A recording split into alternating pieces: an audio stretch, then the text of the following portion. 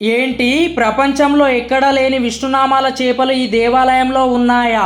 అవును, మీరు విన్నది నిజమే. తెలంగాణ రాష్ట్రం యాదాద్రి భువనగిరి జిల్లా వలిగొండ మండలం వెంకటాపురం గ్రామంలోని వేముల కొండపై ఉన్న శ్రీ మస్తగిరి లక్ష్మీనరసింహ స్వామివారి గర్భాలయానికి ఎదురుగా ఉన్న కోనేరులో ఈ విష్ణునామాల చేపలు మనకు కనిపిస్తాయి. ఇక ఈ దేవాలయం చరిత్ర తెలుసుకున్నట్లయితే పూర్వం వేములు అనే ఋషులు ఈ కొండపైన తపస్సు చేసుకునే సమయంలో కొంతమంది రాక్షసులు ఈ వేముల తపస్సును భంగం కలిగించేవారట.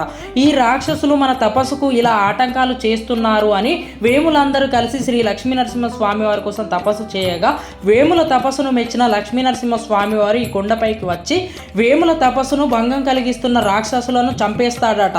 రాక్షసులను చంపేసి లక్ష్మీనరసింహ స్వామి వారి తిరిగి వెళ్తున్న సమయంలో ఈ వేములందరూ కలిసి స్వామివారిని ఇక్కడనే ఉండాలని కోరగా ఈ కొండపైన శ్రీ మస్తగిరి లక్ష్మీనరసింహ స్వామి వారిగా స్వయంభుగా వెలుస్తారు. ఈ స్వామివారితో పాటే ఈ విష్ణునామాల చేపలు ఈ కొండపైకి వచ్చాయని చరిత్ర చెప్తుంది. ఇక్కడ చూస్తున్న చేపల తలలపై మనకు విష్ణునామాలు కనిపిస్తాయి.